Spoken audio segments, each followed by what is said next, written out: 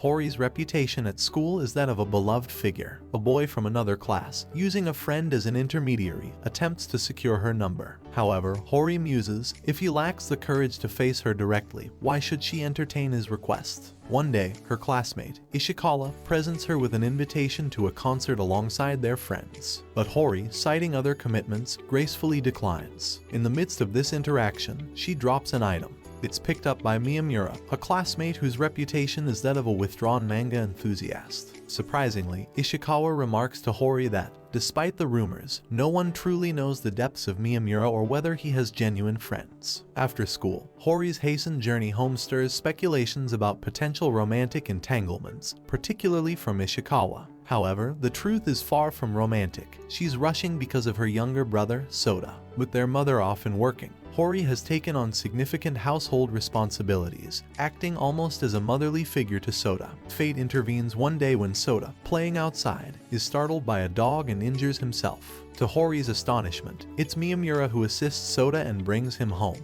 In the wake of this act, Hori's impression of him changes. She invites him inside as a gesture of gratitude, during which he narrates the events leading to Soda's minor injury. To her surprise, when Miyamura addresses her directly, she realizes that this considerate individual is the same boy from her class, shattering her previous misconceptions. Finding comfort in Miyamura's company, Hori invites him over the next day to spend time with Soda. Miyamura, initially fearing potential ostracization after Hori's discovery of his true self, is pleasantly taken aback by her renewed approach. She praises his candid smile and even offers friendly advice on his appearance. In the ensuing days, their bond deepens. Hori learns more about Miyamura's life. He isn't just obsessed with manga, his family runs a bakery, and he has a total of 9 piercings. Despite his introverted image, his academic prowess is merely average, challenging the stereotype associated with bespectacled students. One day, their conversation meanders to a local sale and Hori becomes momentarily entranced by Miyamura's eyes. However, due to school commitments, she's unable to join him for shopping, leading Miyamura to brave the task alone.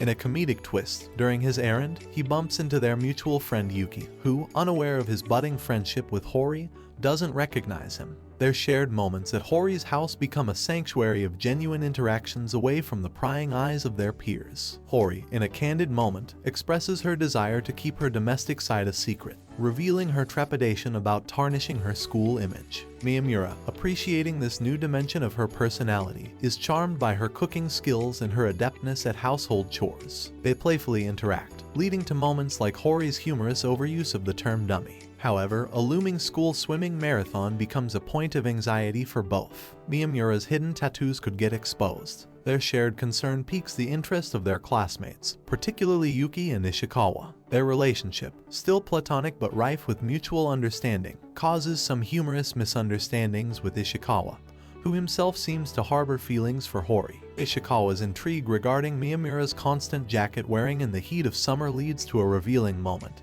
He discovers the tattoos beneath. Confused and fascinated, Ishikawa grapples with Miyamura's unique persona and can't fathom Hori's growing closeness with him.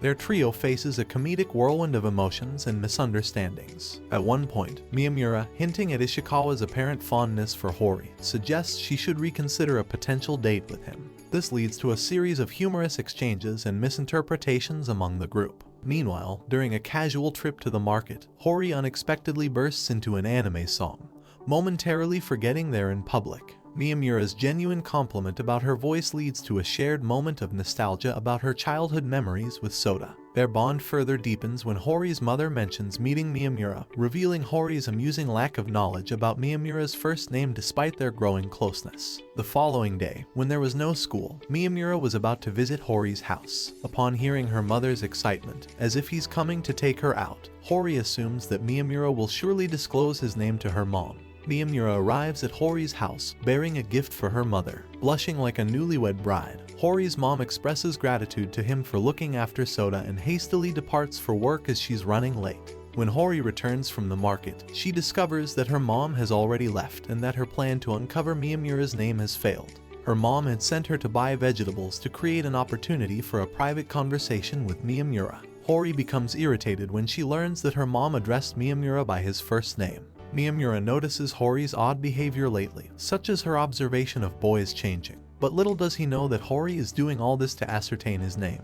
When Miyamura learns the real reason behind Hori's actions, he bursts into laughter, clutching his stomach. Even Soda deems her efforts as lame, prompting special treatment from Hori. Miyamura writes his full name on a piece of paper and hands it to Hori, who carefully preserves it to ensure she won't forget. Miyamura suggests that she calls him by his first name as a means to help her remember. However, as soon as she utters Izumi, Hori feels awkward and ends up playfully punching Miyamura. She also questions whether he knows her first name, and to her embarrassment, Miyamura correctly addresses her. Hori feels like the biggest fool in the room. As a member of the student council, Hori bears a heavy workload, often having to cover for the new and inexperienced members. Yuki believes that the student council is taking advantage of her, but Hori doesn't mind helping others. Ishikawa would also lend a hand if he weren't a bit clueless. Miyamura believes that Hori is only assisting because she has a crush on President Sengoku. In the school hallway, Ayasaki accidentally collides with Miyamura while rushing,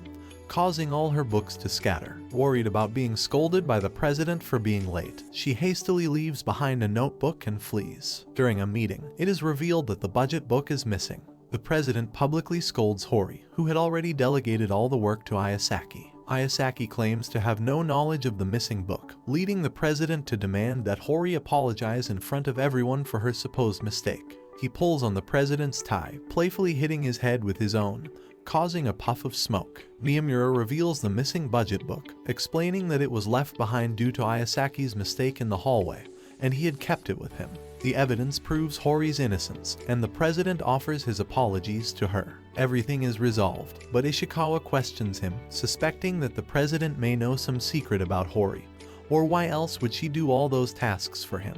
Hori clarifies that they've been good friends for a long time, so she helps him willingly, and only Hori knows how. She used to treat Sengoku like her pet dog when they were kids. Now that he's the president, he's not so easy on her anymore and seeks payback. Hori's birthday is approaching during the summer break, and Ishikawa is worried about finding the right gift for her, fearing she might reject it, just like when he asked her out. Miyamura is also pondering what gift to get for Hori. Soda is really excited for Miyamura to come over, but Hori tells him that it might not always be like this. After they graduate, Miyamura might not be able to visit and play with him anymore. This thought makes both Soda and Hori feel sad. Finally, it's Hori's birthday. Miyamura presents her with a cool gift, a CD with popular pop music. Hori wonders how Miyamura always seems to know what she wants. Since he was a child, Miyamura was always left out when it came to group assignments. In school, his classmates would label him as weird and odd, and even in middle school, he would always be alone. Going to school became really tough for him. However, in high school, there was someone who approached him and wanted to talk to him, Hori. She was the one who made him feel like he didn't come from another planet at all.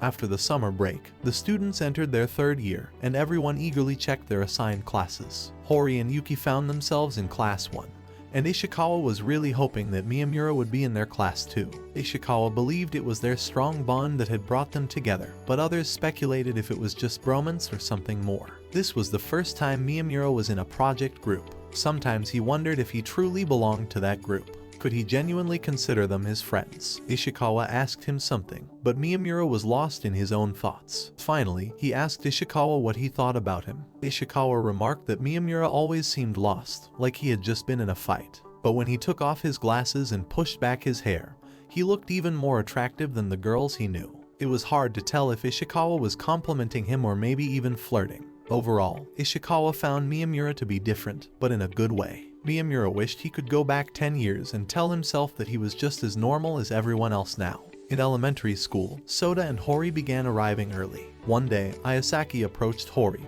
questioning her relationship with Miyamura. Hori insisted they were just friends. However, when Ayasaki expressed interest in Miyamura, Hori possessively claimed him, only to later regret her impulsiveness. Soda's daily football games meant Hori and Miyamura spent significant time together. They shared moments watching movies and relaxing in silence. Miyamura was intrigued by Hori's unique two-jointed fingers, while she admired his soft hands. Their mutual appreciation sometimes led to playful teasing. Ayasaki later claimed her interest in Miyamura was a joke, though it wasn't convincing. Hori's outburst regarding this caught Ishikawa's attention. The next day, marked faces of Miyamura and Ishikawa sparked rumors. The cause was Ishikawa's forward question about Hori's feelings, challenging Miyamura's perception of their friendship. Frustrated by the repetitive response, Ishikawa's anger erupted, causing him to forcefully strike the bench. In a surprising turn of events, Miyamura's reflexes kicked in, and he retaliated with a powerful slap. Ishikawa tested Miyamura's reflexes once more, only to receive strong hits all over. Despite Ishikawa's apologies and pleas for mercy, both Miyamura and Ishikawa perceived themselves as the cause of the fight, while Hori and Yuki viewed them as weirdos, questioning why they felt the need to engage in a physical altercation in the first place.